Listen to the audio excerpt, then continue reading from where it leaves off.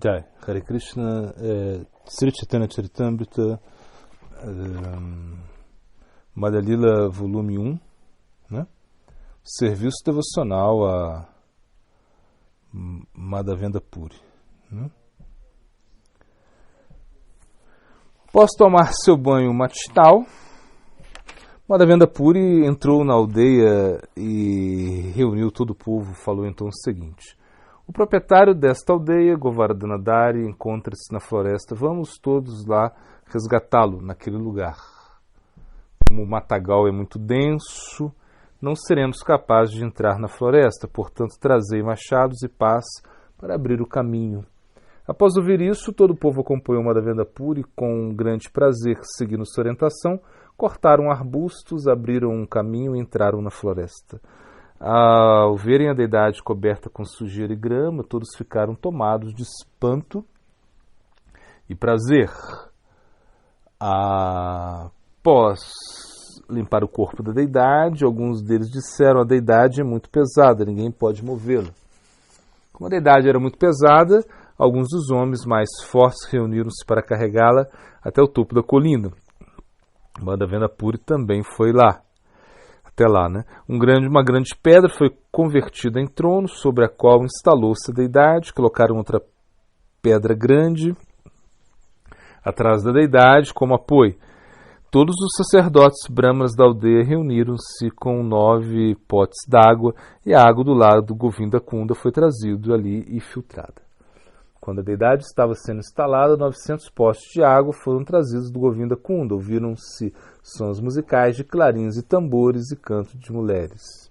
Durante o festival da cerimônia de instalação, algumas pessoas cantaram e outras dançaram. Todo o leite, iogurte e manteiga clarificada da aldeia foram trazidos para o festival. Diversas preparações e doces, bem como outras espécies de presentes foram trazidos ali. Sou incapaz de escrever tudo isso. Os aldeões trouxeram grande quantidade de folhas de tulasi, flores de diversas espécies de vestimentas. Então Sri Madhavendra Puri pessoalmente começou a abhisheka, cerimônia do banho, né? Após, pelo canto do mantra, afastaram-se todas as coisas inauspiciosas. A cerimônia do banho da deidade começou. Primeiro massageou-se a deidade com grande quantidade de óleo, de modo que seu corpo ficou bem lustroso. Após o primeiro banho, foram dados banhos adicionais com Panchagavi, então com Panchambrita. Realizou-se, enfim, o Maharishnana com ghee, água que havia sido trazidos em 100 potes.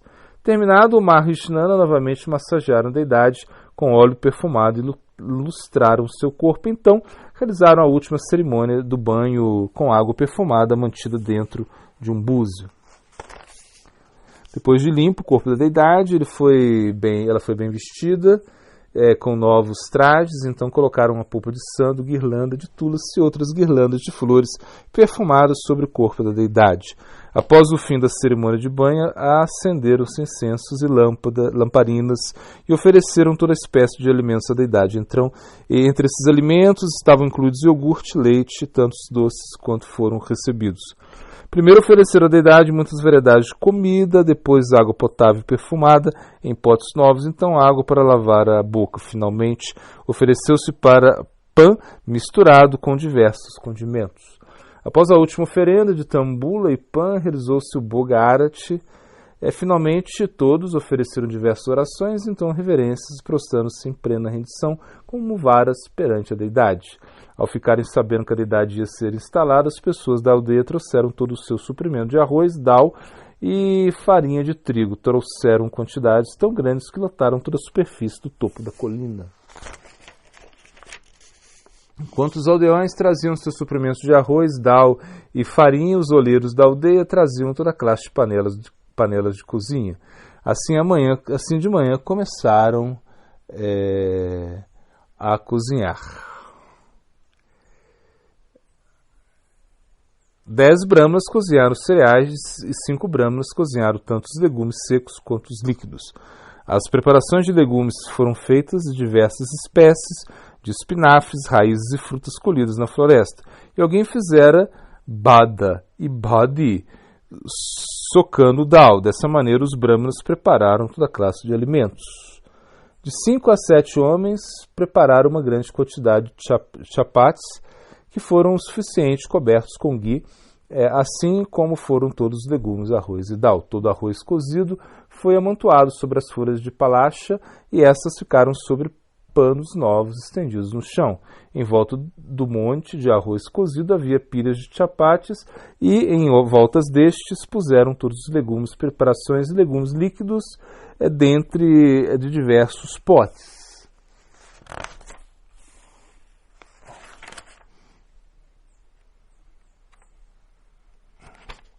Potes de iogurte, leite, lentelho, chicarine, arroz doce, nata e creme foram colocados ao lado dos legumes.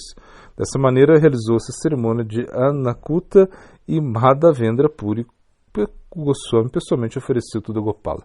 Encheram-se muitos potes com água perfumada para beber e o Senhor Gopala, que estivera faminto por muitos dias, comeu tudo que se lhe ofereceu. Apesar de Sri Gopala ter comido todas as oferendas, ainda assim, pelo toque de sua mão transcendental, tudo permaneceu como antes.